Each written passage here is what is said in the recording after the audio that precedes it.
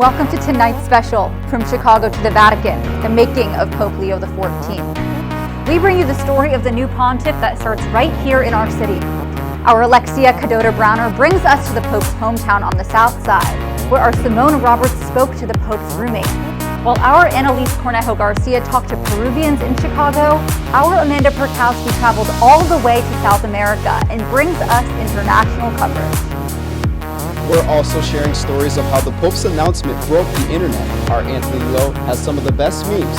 And to end the debate on if Pope Leo is a Cubs or Sox fan is our own Jake Bazarski. Hello, and welcome back to Chicago This Week. I'm Blake McQuarrie. And I'm Peggy Hellman.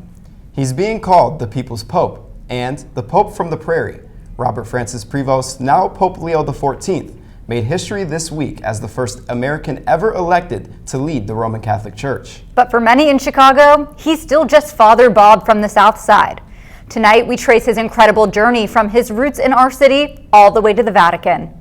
But first, our Katie Lacavara brings us more on the election of the first ever American Pope. Catholics around the world celebrated as Pope Leo XIV was named the newest pontiff of the Catholic Church. Although Catholics in America, specifically in Chicago, were especially excited. At the end of Mass, I said, I have found out who our new Holy Father is. It's Cardinal Robert Prevost from Chicago. His name is now Leo XIV. The place erupted with applause.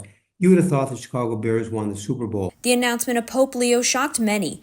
Even experts couldn't believe the conclave selected an American cardinal. I thought there was absolutely no way that they would choose an American. The U.S. has been the kind of preeminent kind of superpower in the world. And so the idea that an American would be in charge of it was just oh, that'll never happen. His extensive missionary work in Latin America and his previous position as prefect of the diocese for bishops made Pope Leo a perfect candidate, according to experts. As Pope has to be a pastor, reach out to people, and he has to be a good manager. It's a huge global organization of 1.4 billion people. While Pope Leo will be a leader for the whole Catholic Church, experts believe he will take what he learned from growing up in Chicago with him to the Vatican. So we have our roots, we have our heritage, but because of who he is, that he's aware of where he's from, but he's there for the needs of the whole world and the poor.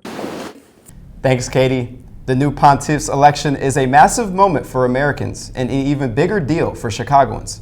Our Riley Cook is at the Archdiocese of Chicago. Riley, how are people feeling? Blake, I spoke to the priest who was leading the noon mass when the new pope's name was announced, and he compared the moment to a miracle. At the end of Mass, I said, I have a name. It's Cardinal Robert Prevost from Chicago, our new Holy Father. The place erupted. You think the Bears won the Super Bowl, the place went nuts with applause. Rector of Chicago's Holy Name Cathedral, Father Gregory Sakowicz, was leading the noon service when the conclave concluded. He says it's a moment he'll never forget. The white smoke, I thought, we have a pope. I looked out the window, and here in Chicago, the sun came out at that moment. I was shocked. Days after the election, Chicagoans united by pride now that one of their own holds the highest position in the Catholic Church. I was shocked and happy. I was very excited.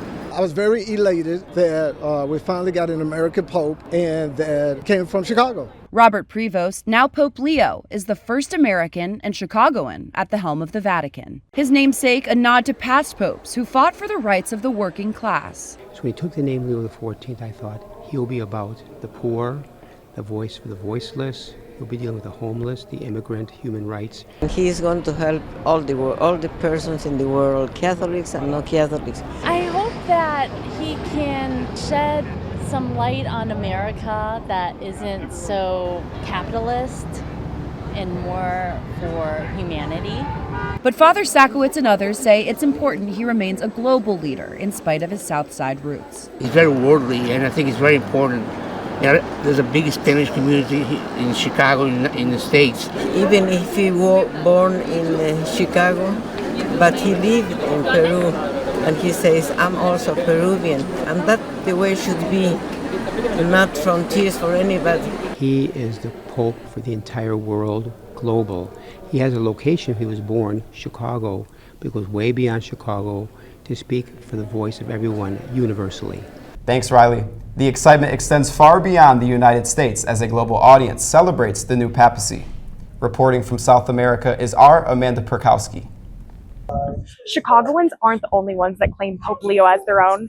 Here in South America, people are celebrating the papal election. Pope Leo XIV spent most of his adult life in Latin America. Tiene bastante relación con Latinoamérica, ya que pues tuvo mucho tiempo en Perú, entonces eso lo hace como que más cercano a nosotros. La elección del nuevo Papa nos llena de esperanza. Su trayectoria me ha fascinado. Saber que es un misionero que quiso ir desde Chicago hasta el Perú y permanecer tanto tiempo allá. Pope Leo also has ancestral ties to the region. Colombia's President Gustavo Petro said on X, the new Pope Leo XIV is more than an American. His immediate ancestors are Latino, Spanish, and French. For me, it's too good. Es muy bueno el nuevo Papa, the new Pope. I don't know, maybe I hear it's the best Papa. I think so. President Petro's post went on to say, I hope he becomes a great leader for migrant peoples around the world, and I hope he encourages our Latin American migrant brothers and sisters humiliated today in the U.S. Es un papa latinoamericano que puede ayudar a hacer un cambio ante la problemática que se vive en el mundo y que la gente pueda ser más creyente de la Iglesia Católica. Por eso nos alegramos que sea una persona con ese corazón, con ese deseo de servir para poder así guiar a toda la iglesia y llevarla mejor hacia adelante en el tiempo para que podamos evangelizar más. Thanks, Amanda. He's now the leader of the Catholic Church and one of the most famous people in the world. But to those who know Pope Leo XIV during his seminary days at CTU, he's just Bob. Joining us today is Pope Leo XIV's friend, Reverend Mark Francis. Reverend Francis, thank you so much for joining us today. Can you talk to us about the moment you realized Robert Prevost was elected Pope? And I was in front of the TV screen. And then when the doors parted and the announcement was made in Latin, Robertus Franciscus Prevost, I thought, no, that can't be right. Can't be right. No. And then he walked out. For me, it was like something out of a movie. It was surreal in a real sense, not because it's so terrible that the choice is wonderful, but I never expected in all my days to see an American Pope, much less someone I know pretty well. What kind of a Pope do you think Robert Prevost will be? He is extremely accessible, but he is, like they say in Spanish, gente como uno. He's like an ordinary person. And that's how I know him. That's why it's hard for me right now. I think Pope Leo, but I really think Bob, because I can't, make that I'm sure it'll come. Especially every time I celebrate Mass, I pray for him. And it's the first time praying for a Pope who I know. Thanks so much, Reverend Francis. Back to you, Blake. Thanks, Peggy. Now, our Alexia Cadota Browner heads to Pope Leo's Southside neighborhood to show us where it all started. I'm here in Dalton, a quiet suburb just south of the city of Chicago. This week, this town is at the center of a global stage. It's because it's where Pope Leo XIV grew up. From the south side of Chicago to the Vatican, Pope Leo XIV's journey is a testament to faith and community. He's a universal pastor of 1.4 billion Catholics. And so, just to have him be from your country is exciting, right? But then have him be from your state, from your city. Born Robert Francis Prevost in Dalton, Illinois, he grew up attending St. Mary of the Assumption Parish. The small village of just 20,000 residents is now on the global stage. I never seen so many people come through here. Yes. And then people say, oh, your block is famous. I said, what you mean? You got the Pope at your block. I said, oh. I think they're looking at us different because everyone's coming here. So they're coming here for this beautiful moment. So it has brought community together. Even at Prevost's former school, the Catholic Theological Union, his legacy inspires others on the same path. I have to graduate and I have to finish my homework, but because of all this excitement, then I got a little extra time. I'm very excited. I'm very proud to be an Augustinian. As the first American pope, Leo XIV's elevation brings a sense of pride and reflection to his hometown. I cannot believe this is happening. I feel so privileged, and I'm privileged that God is blessing me to be able to be a part of it. As the world watches, Chicago celebrates one of its own reaching the pinnacle of spiritual leadership. Thanks, Alexia. Next, our Simone Roberts headed to the Chicago Seminary where Pope Leo learned to lead. Simone, tell us what's going on. Thanks, Peggy. I'm currently standing outside of Catholic Theological Union, which is the actual seminary that Pope Leo XIV attended in his time here in Chicago. Now, people of all ages are gathering right behind me for a Thanksgiving Mass to celebrate the new Pope. And I got to speak with the president of the union. Take a look. Thanks to the Lord our God. While the city of Chicago is celebrating in pride as the new Pope is a city local, one school is praying in thanksgiving at their alumni's papal election. Like a moment of overwhelming joy and surprise, so it's like the party continues. Leo spent his early years here at Catholic Theology Union before traveling to Peru on his mission, ultimately leading to Rome. Recently elected Holy Father Leo.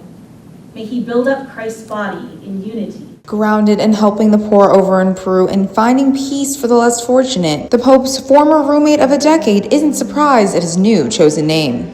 So I think all of that's the reason he picked Leo as the name, because the previous Leo XIII, was the Pope that began what we call Catholic social teaching. Surrounded by stained glass and a strong community, mass goers broke bread in celebration. And in greater thanks, a delegation will travel to Rome, sending handwritten prayers for Pope Leo's papal journey. Let him know how deeply loved he is by CTU, how very proud we are that we had a hand in forming him to be the leader that he is today. As with any mass, the union sent viewers off in communion, a hymn, and thanks for what is to come. Just like today, people all over the city are joining together to celebrate the Chicagoan who makes history as the first American Pope. But there's a special amount of pride here at CTU for one of their alums. Thanks, Simone. Joining us now is Professor Emerita Diane Bergant, one of Pope Leo's teachers from his time at CTU. Professor Bergant, thanks so much for joining us today. How does it feel seeing Pope Leo XIV? I never know what to call him. I'm so used to referring to him as Bob, and now, it doesn't seem right to call the Pope Bob. Was there anything about Robert Prevost that made you think he might one day be the future Pope? What was he like? No. He was a smart student. He was a very good student, a very serious student. There was nothing outstanding in that way with him. He's a mild-mannered man. Anybody who watches television these last couple of days gets the idea he's a mild-mannered man. How did it feel seeing your former student be elected to the highest position in the Catholic Church? When the cardinal began to make the announcement, and is speaking in Latin, and he says Roberto, and I thought, uh-oh. And then he said Franciscus, and I didn't cry, but I could just feel a tightness within me. And I was emotionally overcome. I really was. Because again, I know that man. I know somebody like that. Thank you so much, Professor Bergant. Back to you, Blake. Thanks, Peggy. Though much of the conclave is shrouded in mystery, our Grace Friedman is here to give us a lesson in the classroom to show us exactly how the cardinals voted to elect Pope Leo. Grace, tell us about it. Thanks, Blake. Follow me into the classroom as I teach you how the Catholic Church chooses a new pope. 133 cardinals representing 60 countries gathered in what's called a conclave. Each cardinal writes a name on a paper ballot and the votes are counted by hand. A 2/3 majority, 89 votes, is needed to elect a new pope. If no one gets enough votes, the ballots are burned with a chemical, creating black smoke, signaling no decision. But when a pope is chosen, the ballots are burned clean and the white smoke rises from the chapel's chimney. And that's how Pope Leo was chosen. Thanks, Grace. These sacred traditions and practices date back thousands of years. Bringing us a history of the papacy is our own Abby Feldman. Abby, tell us more. Hi, Peggy. So, when did the first papacy begin? The first Pope, Peter, appointed by Jesus himself, led the early Christians and traveled to Rome somewhere between the years 30 AD and 70 AD. So, let's learn a little bit more. The history of the papacy stretches back nearly 2,000 years. To St. Peter, a fisherman from Galilee who became the first bishop of Rome and, according to tradition, the first pope. From persecution under Roman emperors to ruling as spiritual leader of the world's largest Christian denomination, the role of the Pope has transformed alongside history itself. In the Middle Ages, popes exercised immense political power, crowning kings, launching crusades, and clashing with emperors. For centuries, the papacy stood at the center of European affairs. During the Renaissance, the Vatican became a patron of the arts, but also faced charges of excess and corruption. Reformers pushed back, leading to the Protestant Reformation and a permanent split in the Christian Church. In the modern era, popes have taken on global issues. John Paul II helped bring down communism, Benedict XVI stressed tradition, while Francis prioritized the marginalized and the planet. Now, a new chapter begins with Pope Leo XIV. Born in Chicago, he becomes the first American to lead the Catholic Church. A former missionary in Peru and Vatican administrator, Leo XIV is widely seen as a bridge between tradition and progress. His election signals continuity with Francis's vision, focusing on global South representation, clerical accountability, and renewed unity in a divided world. From Peter to Leo, 266 popes have guided the faithful, their legacy still unfolding in every corner of the globe. Thanks, Abby. While Pope Leo XIV was born in Chicago, he also has deep ties to Peru, where he is a dual citizen and served as Bishop of Chiclayo, which sounds a lot like Chicago to us. Our Annalise Corneo Garcia headed out to learn more about what Peruvians in Chicago think of the new pontiff. Annalise, what did you learn? Blake, to the Peruvian community here in Chicago and beyond, he's regarded as El Chiclayano. It's a word that describes him as one of their own. You can look at it. Almost 27 years ago, Cesar Izquierdo brought a taste of Peru to Chicago's Rogers Park neighborhood. La mejor comida para mí es Chiclayo, por eso el Papa se enamoró de Chiclayo. And on May 8th, he says he celebrated Pope Leo XIV bringing his own piece of Peru to the world stage. Lo que yo quiero es agarrar y quiero compartir esto no solamente con Chicago, sino con todo el mundo. Pope Leo spent 2 decades in the northwest town of Chiclayo, one of Peru's largest cities. There, he would also obtain Peruvian citizenship and the title of bishop for almost 11 years. Take a look at what I found about a nod from the new Catholic leader that has quite the excitement running through the country of Peru.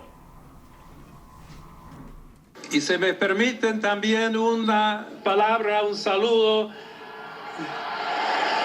a todos aquellos y en modo particular a mi querida diócesis de Chiclayo en el Perú. With or without the title, many in the Peruvian community have claimed him as one of their own. I know my grandmother's like, she texted me like, the Pope is Peruvian. And I'm like, I'm pretty sure he was born in Chicago. And she's like, no, he's Peruvian. Like, he chose to be Peruvian. I feel like people have him like in really high regard. And to just see this little like hope being like, hey, you know, not every news from Peru that comes from Peru is like something. Thanks, Annalise. With so many different communities showing papal pride, Pope Leo's alma mater, Villanova, is also celebrating their esteemed alum. Our Izzy Bagley spoke with Villanova's students and alumni to learn more. Izzy, how is Nova Nation reacting? Yes, Blake, to be honest with you, I don't know what Villanova students are more excited about. The fact that the Nova Knicks are doing so well in the NBA playoffs, or that the new Pope is a Villanova alum. Either way, there's lots to celebrate on the main line.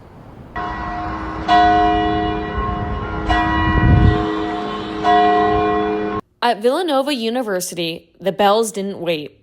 As soon as the white smoke rose from the Vatican, church bells echoed across campus, welcoming news that a Villanova alum was now Pope. I was shocked that the new Pope was a Villanova alum, with the Nova Knicks doing so well in their tournament, and then now with the announcement of the Pope, I think people definitely feel prideful. The timing couldn't have been more poetic, with the Nova Knicks making noise in the NBA playoffs and now a Pope from their own halls. The campus erupted with celebration. I would describe the immediate reaction as being, one of celebration, followed by, one of prayer. Bells rang all day, even through finals. Students gathered outside the church and a packed mass was held that night. Leo is one of our own. And so just as you would celebrate the success of any family member, we are all celebrating the success of Leo. And the hope is always that he's going to be, a good signal illustration of the kindness and compassion and love of Jesus, right? All he has to do is go out and do that. From hoops to holiness, students say this is a Villanova moment they'll never forget. Thanks, Izzy. Amid the excitement, many are concerned about how Pope Leo will combat sexual abuse within the Catholic Church. Our Avery Feldman brings us this report. That's right, Peggy. Critics have brought forward allegations that Pope Leo XIV has mishandled sexual abuse cases in both Peru and here in Chicago. The Survivors Network of Those Abused by Priests, also known as SNAP, claims in 2022, 3 victims in Peru reported abuse.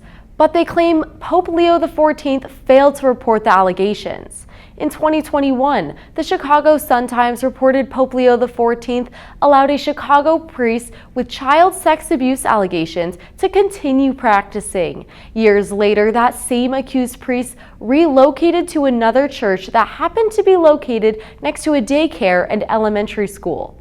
SNAP filed a complaint in March, claiming the lack of his oversight endangers the vulnerable.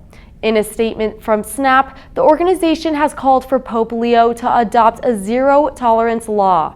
This law will make it possible to legally and swiftly remove known offender priests from ministries worldwide and start holding bishops accountable for their actions.